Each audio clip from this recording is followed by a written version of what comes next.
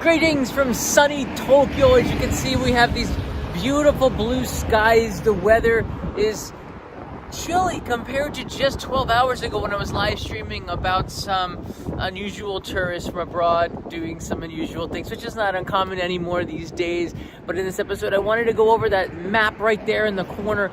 The second prediction for autumn foliage has been released actually a few weeks ago. So this is the second one, and I bet you the third one's coming. I won't probably talk about that too much, but let's just say that it's gotten a lot cooler over the last few weeks, and that might have adjusted and reeled back in the autumn schedule. This stuff is so hard to predict. How you doing, everybody? I see Yoda Jedi 01 is here. Thanks, guys. So if you look on the map here, let's just go over this real quickly. The autumn foliage forecast, it looks pretty much like it's reeled in just a little bit, but if you look at Osaka, Nagoya, and Tokyo, we're talking December still. But I think it's probably because the last few weeks have been cooler and this prediction was announced on October 1st. It looks like, I would say like 4 or 5 days earlier, because the weather is getting cooler right now. So I would see Tokyo at the last week of November, most likely. Nagoya and Osaka maybe a few days after that, and Fukuoka in early December. It's always sort of been around that time. And Sapporo is probably going to be maybe a week or more earlier, because it was a lot chillier up there just a week ago. So yeah, I think you're going to have, if you're trying to predict your trip based on the weather, it's such a difficult thing, because I think we had this issue with the cherry blossoms. I'm at Ishikawa-jima Park. This park, you can see the foliage here. It's starting to turn. There's some yellow leaves on there. You can see the autumn winds are here. There's a high pressure system.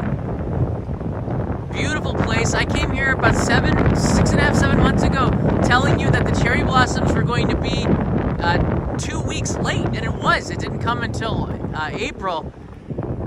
There's a sky tree over there on the right side coming in. We're kind of a ways away. Sky tree's above that building there. So.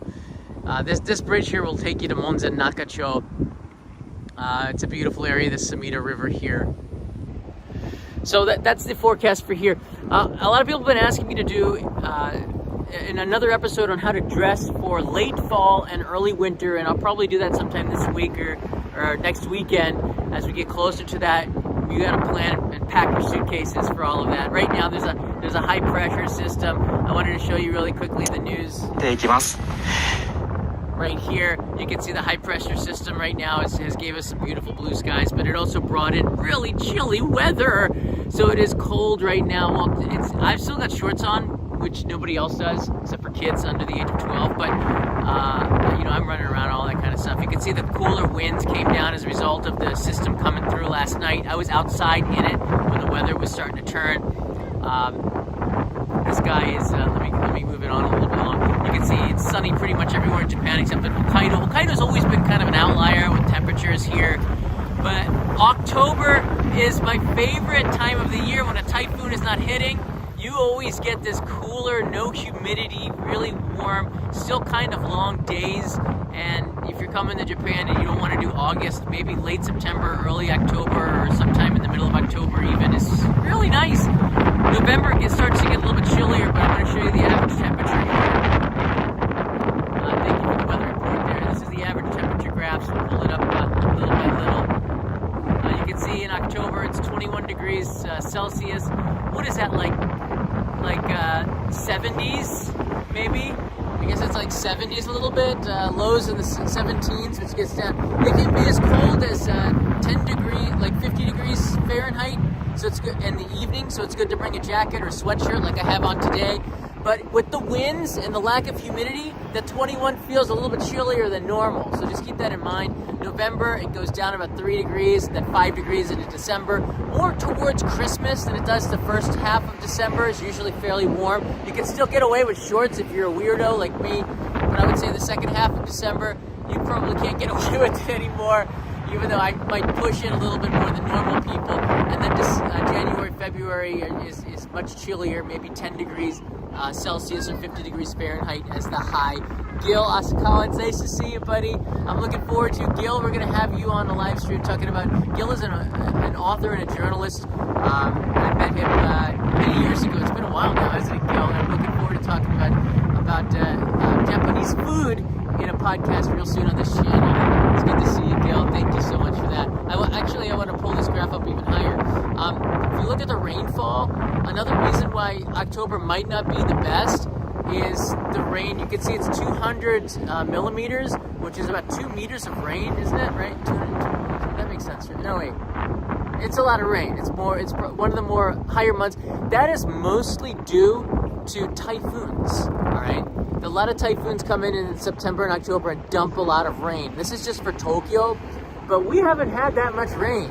So we haven't had that many typhoons recently, so there might be one that still comes and pulls in here, but average rainfall, usually a little bit more. That's all based on typhoons, okay? And then you can see the typhoon season finishes, and November gets real dry. And you can see December, usually blue skies. That's another reason why maybe the winter's a little bit better.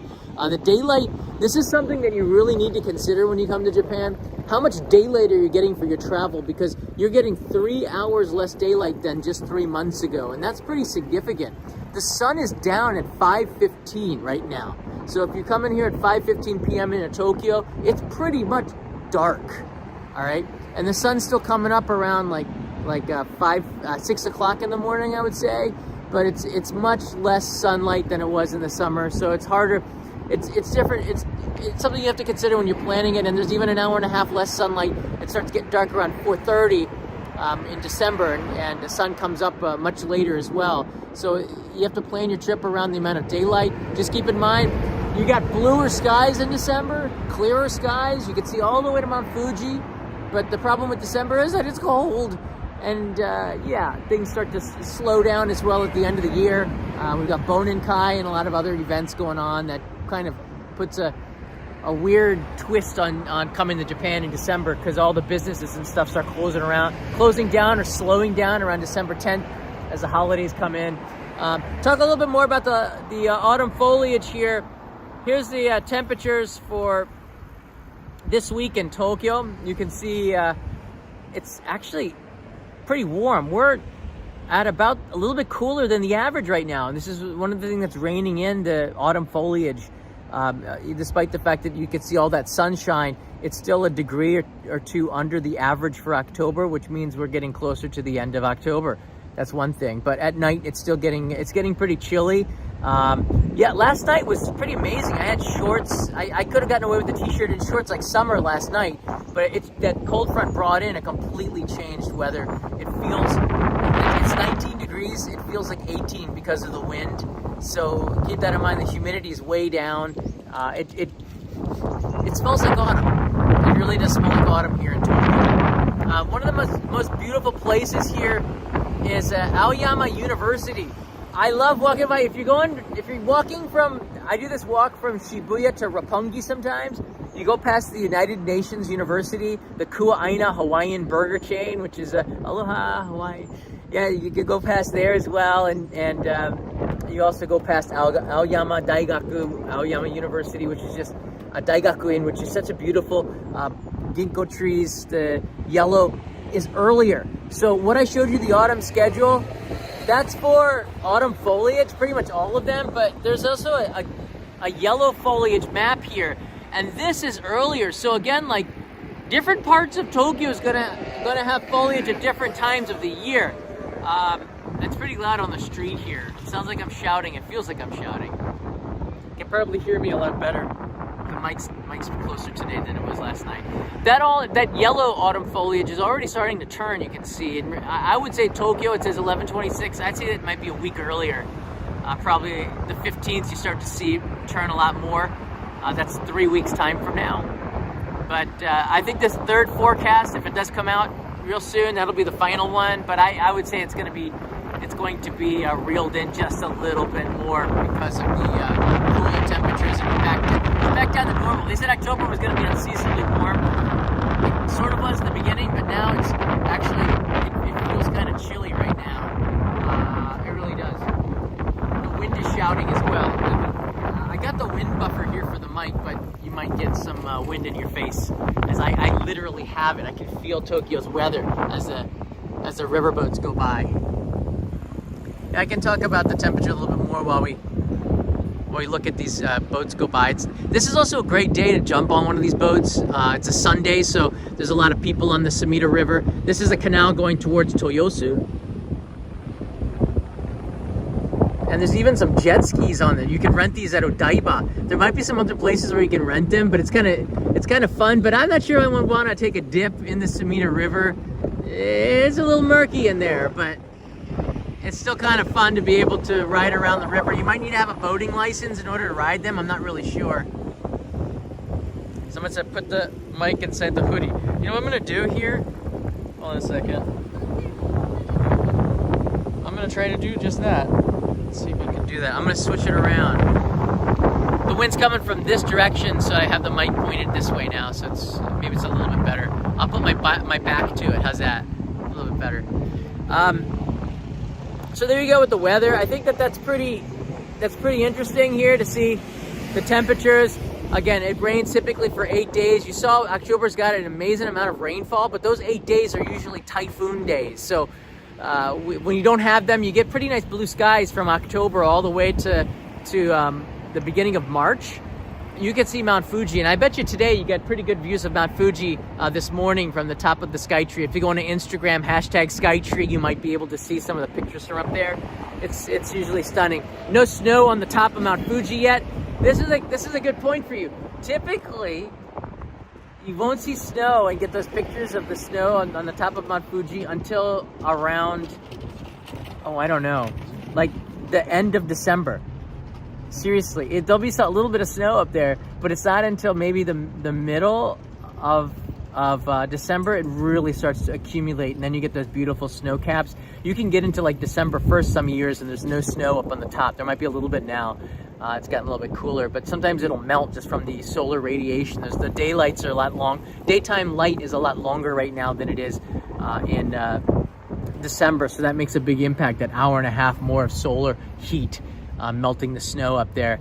But by January and February, the caps on Mount Fuji are stunning, and you have really good white cap of snow until about May, which is really beautiful there.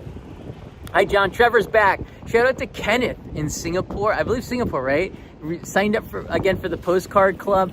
Kenneth, I have your postcard right here, and I'm putting it in the mail for you. Thank you so much for signing back up. He used to be a member of the postcard club. Just signed back up, Kenneth.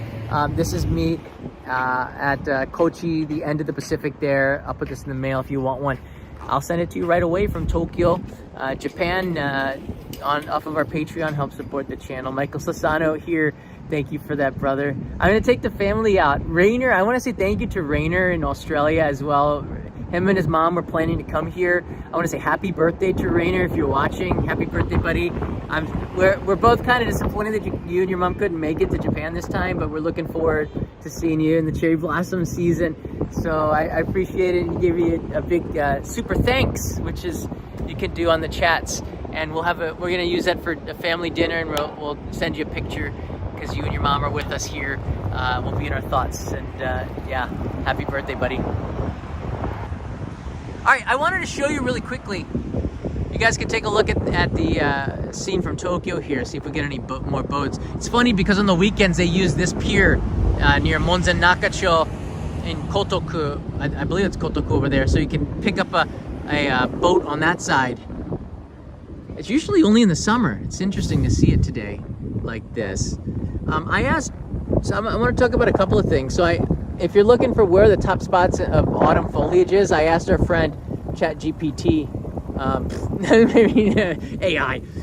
Nikko is usually number one. It's just a beautiful place and an easy day trip. Arashiyama, of course, not just the tourist spots, but everywhere around there's beautiful. Ose National Park, Tokuritsu Koen. I think not a lot of people realize how beautiful this park is. It's not a far trip from Tokyo to go and catch the autumn foliage, probably in a few weeks from now. I think it's a little bit at elevation. Keep that in mind. Elevation is going to change when the foliage changes. So up there in Hokkaido, it's already, the boat is departing now, disembarking.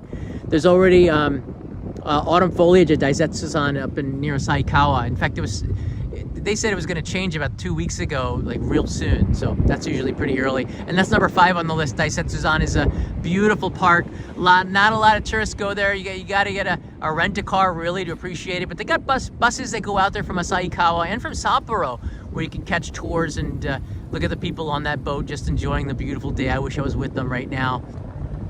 Koranke in Aichi Prefecture. This isn't very well known, but the red maples there are quite beautiful. It's a valley. I haven't been there in ages. Rikugien in Tokyo. That's up in, where is that? North of Ueno. This is maybe one of the top spot in Tokyo City to go see they light it up at night, which is really spectacular.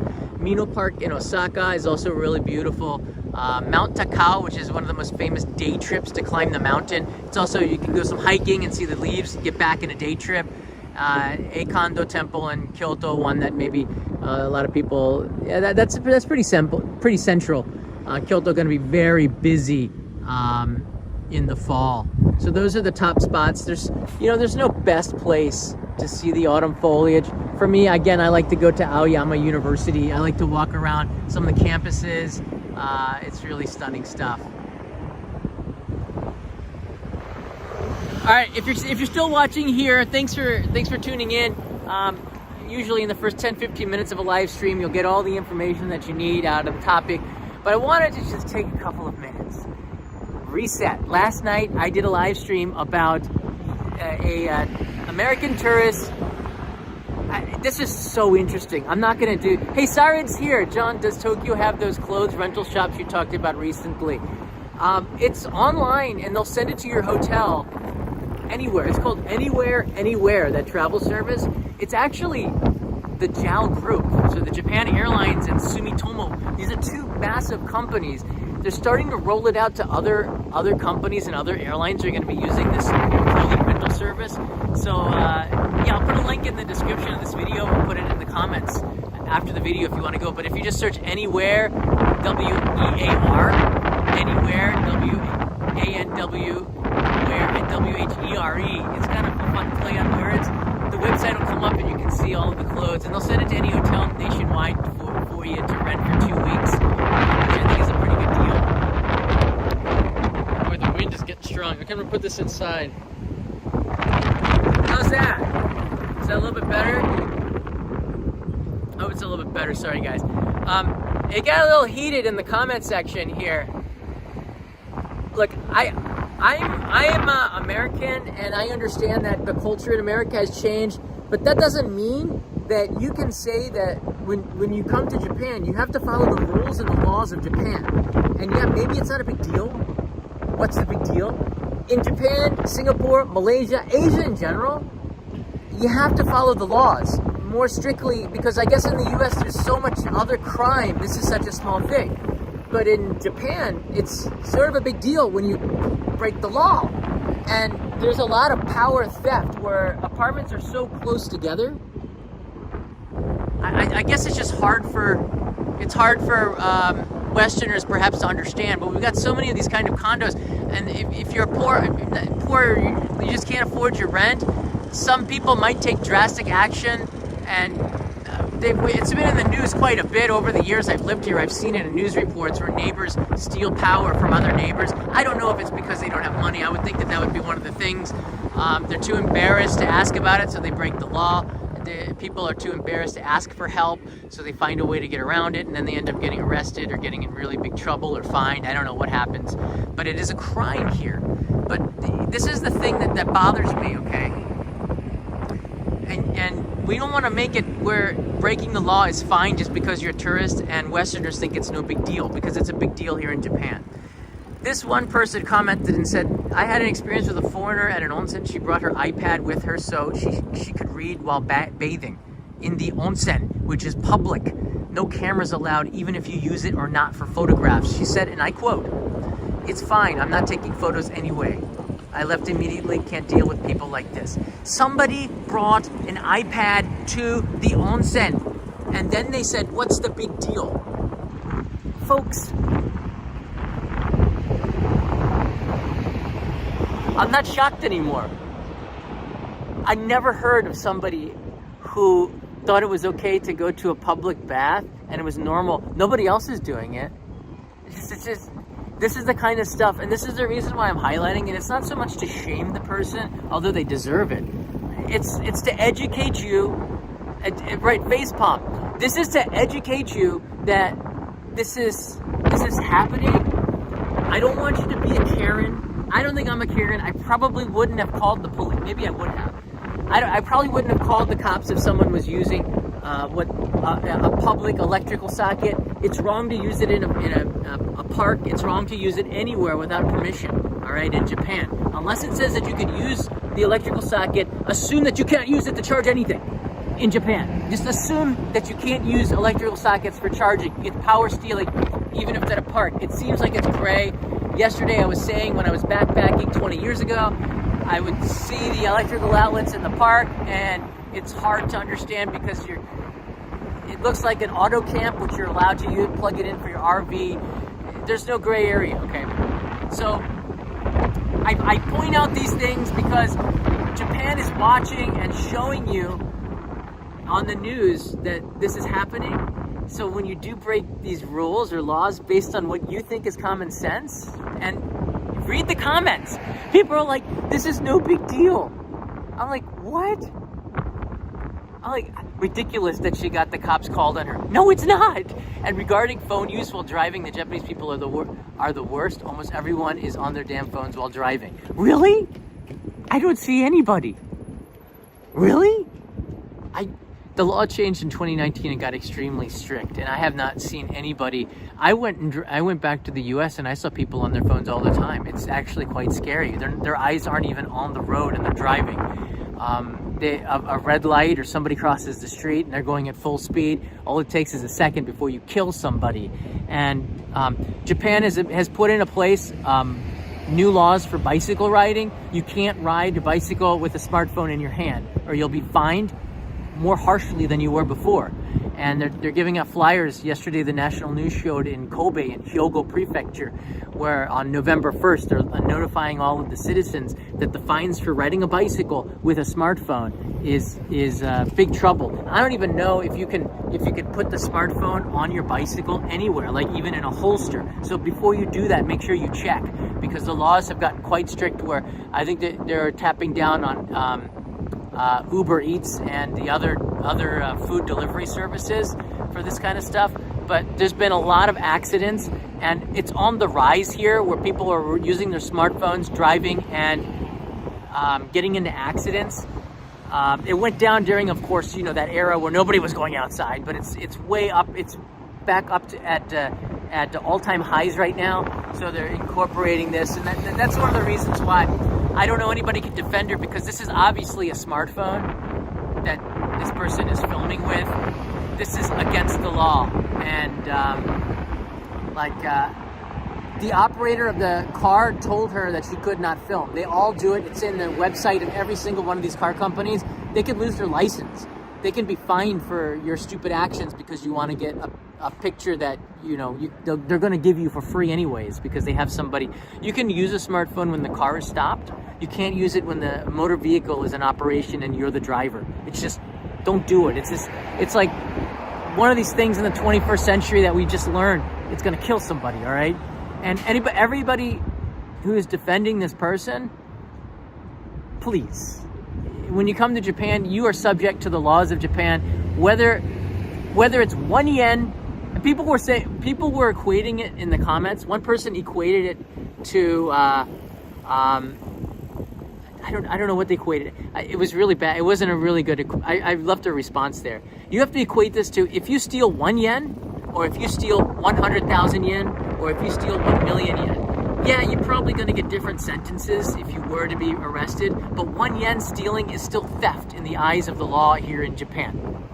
In New York City, I think it's a misdemeanor up to $1,000, and they let you go, which is crazy. I don't know how New York City is so soft on crime. You can see the result of it. I hope it does get better. I love New York City.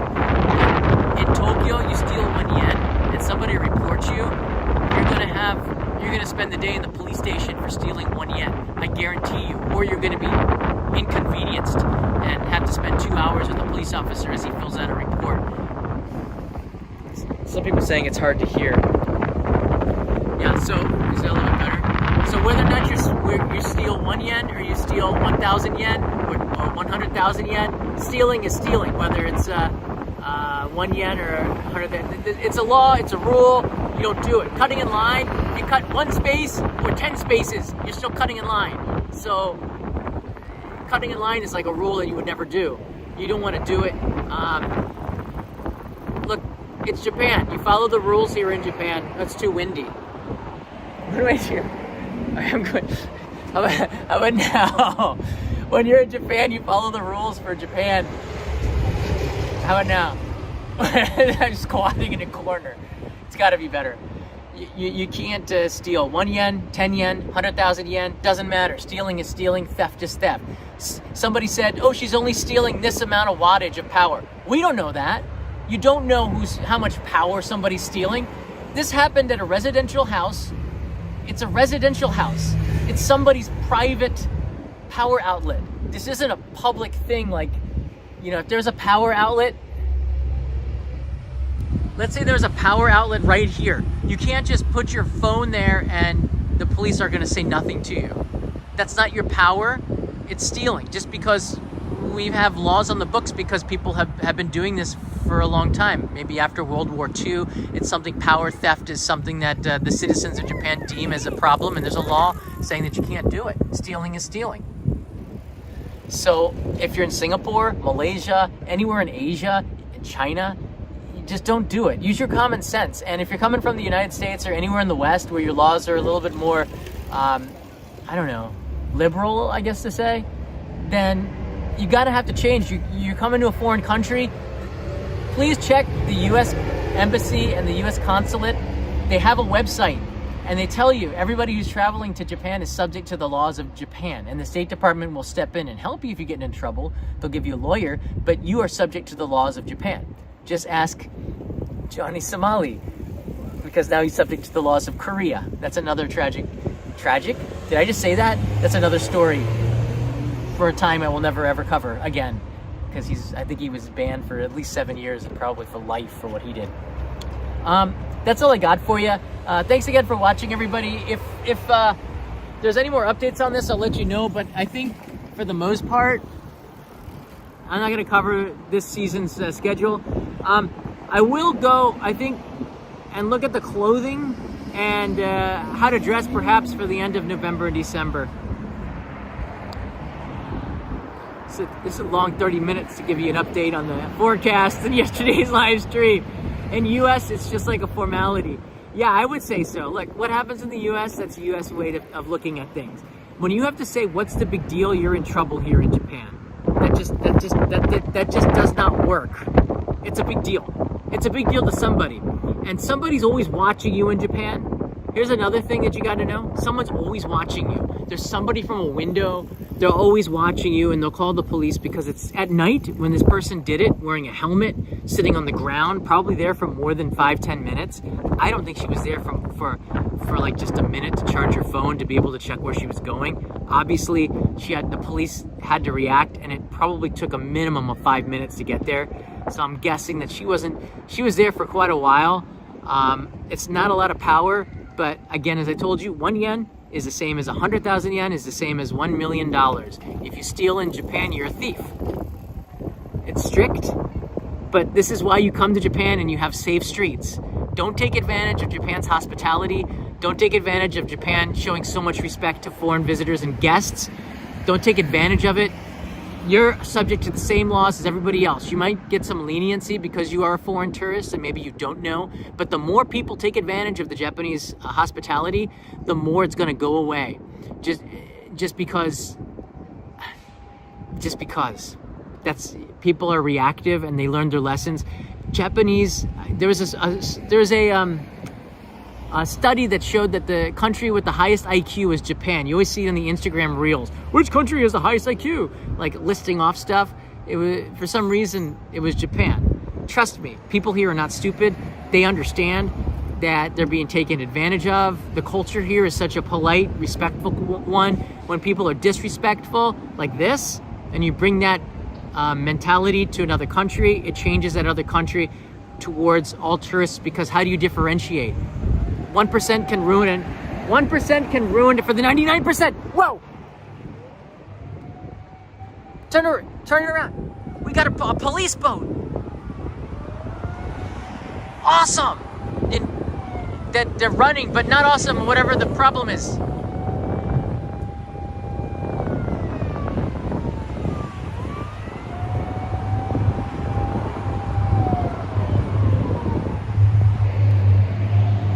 Wait, all right, the hundreds of people watching are not impressed. My son Leo, who's 3, would be very impressed.